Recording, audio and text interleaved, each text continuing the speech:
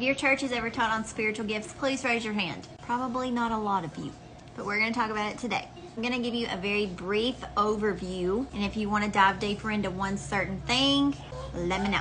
Before I even start talking about gifts of the Spirit, I'm going to address that in 1 Corinthians chapter 13, in the first few verses, it talks about you can be speaking tongues, you can have the gift of prophecy, but if you don't have love, all of that means nothing. We are first and foremost called to love people. And when we can do that, that's when the gifts of the Spirit will come. Because the gifts of the Spirit are for service.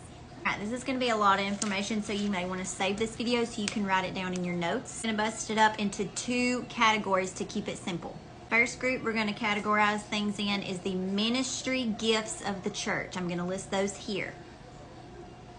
The second group of gifts we're going to put into a category is the manifestation of the Holy Spirit through believers. I'm going to list those here. Okay, so the first group we talked about was ministry gifts of the church. That includes the fivefold ministry, which is the pastor, teacher, evangelist, prophet, and apostle. Probably not in that order, but those are the five.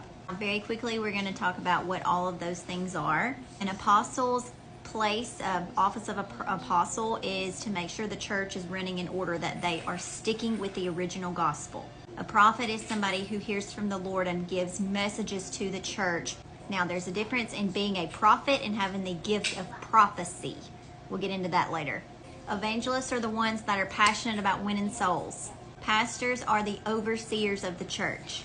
Teachers are pretty self-explanatory. But I believe in fivefold ministry. I believe that pastors were not meant to carry the entire load on themselves. I think that's why pastors are getting burned out so easy. I think that's why some of them are doing things to themselves they shouldn't. I can't say the word on here. Use your imagination. They're overwhelmed, and they were never meant to carry this entire load by themselves. They were supposed to have people around them to help them, in my opinion.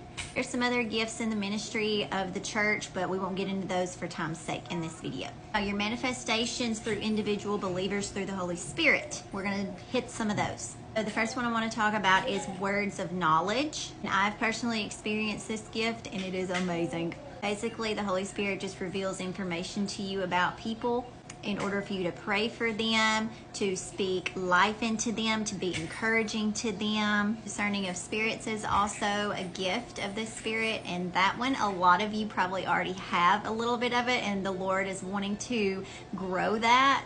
There's some of you that's probably like, yeah, when I get around somebody, I can just feel that like something's wrong or something's off. You've got the gift of discerning of spirits. The last one I'm going to talk about, because this is getting long, is the gift of prophecy. Gift of prophecy is a temporary ability to give somebody a word of revelation, a word of exhortation, a word from the Lord. Like I said, it's different than holding the office of a prophet. Talk about that later. But in 1 Corinthians chapter 12, verse 31, I think it's Paul, he says we are to desire the gifts. We are to desire these gifts of the Spirit in order to serve the world and to do the work of the Lord. They are to empower us to do kingdom work.